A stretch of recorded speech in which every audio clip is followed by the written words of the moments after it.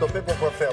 Parce que ces engins volants survolent parfois des zones interdites. Ça peut présenter villes, un danger. Les villes, les centrales nucléaires, Exactement. des prisons et autres, Exactement. des zones sensibles. Exactement. Alors comment on fait maintenant? Alors l'armée avait des aigles qui fondaient sur... si, il y avait des aigles royaux qui fondaient sur les drones. Bon, c'est pas la meilleure Ça, c'était solution. en Arabie Saoudite. Et depuis, il y a eu 3 solutions. On s'est intéressé à une. Les 2 autres, il y a l'autre drone, kamikaze, qui rentre qui va le percuter, il va le faire exploser, avec tous les dangers que ça peut comporter, Parce que bien sinon, vous le entendu. prenez sur la tête, si vous Oui, et puis vous savez jamais ce que peut transporter un drone, donc ça peut être un peu compliqué. Un autre avec un laser qui le fait carrément fondre.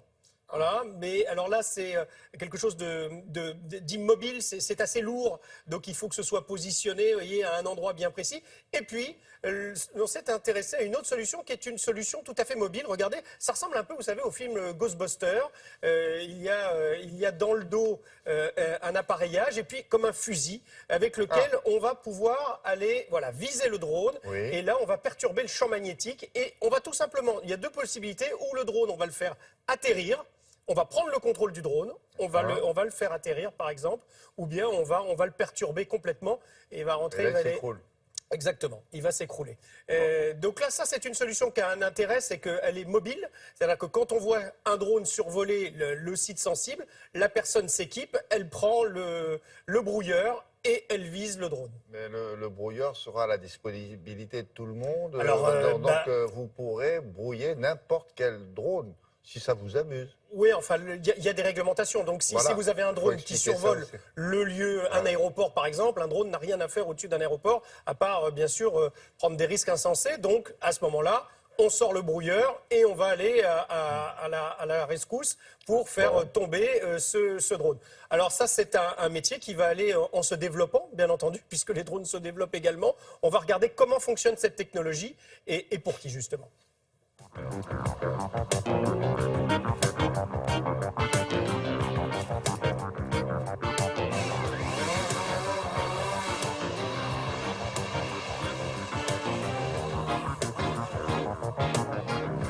Lorsque l'on communique ensemble, supposons qu'on est en train de parler, il y a une personne qui vient à côté et qui va parler très très fort, on sera plus capable de s'entendre. C'est exactement la même chose. Lorsqu'on va nous envoyer des hyperfréquences avec ce fusil, eh bien le drone ne recevra plus les commandes du pilote.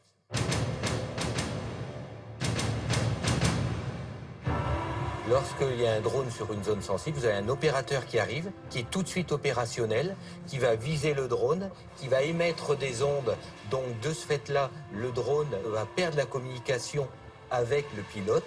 Et ensuite, en fonction de la configuration du drone, soit il va venir se poser au sol tout doucement, ou bien alors il va rester en lévitation jusqu'à ce qu'il n'ait plus de batterie.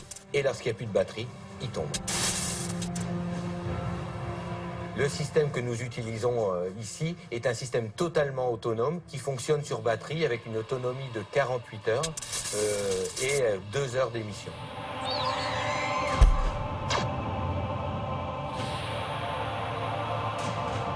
Ce n'est pas dangereux pour tout ce qui est à côté, par exemple un avion, dans le sens où nous pouvons ajuster la puissance émise par le système, et donc ça signifie qu'indirectement, on va contrôler la distance sur laquelle on peut brouiller, ce qui va éviter de brouiller les appareils électroniques ou les avions à une distance plus éloignée que ce que l'on veut brouiller.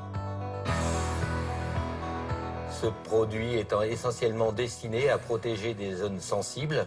On peut citer par exemple les centrales nucléaires, les endroits où on va stocker énormément de pétrole, les prisons ou encore les stades où on pourrait avoir énormément de personnes. La société développe de nouveaux brouillages de drones, dans le sens où il y a des nouveaux drones qui sont en cours de développement, avec des gammes de fréquences différentes. Et de ce fait-là, les produits futurs de la société vont couvrir ces gammes, comme la 3G, 4G, donc les gammes de fréquences de téléphonie. Ce ne sera pas perturbant pour les téléphones, dans le sens où ce produit est très directif, c'est-à-dire qu'on va émettre uniquement l'onde vers le drone. Donc si vous avez une personne à proximité qui est en train de téléphoner, elle ne sera absolument pas perturbée. C'est un nouveau métier, nouvelle discipline. Exactement, 1 200 €, ça intéresse beaucoup les Chinois et les Russes également. C'est un marché très très porteur. Et la petite boîte qu'il a dans le dos, quand même, c'est 16 kilos, hein, le monsieur. Hein. Le Ghostbuster, là. Le drone Buster. Merci beaucoup.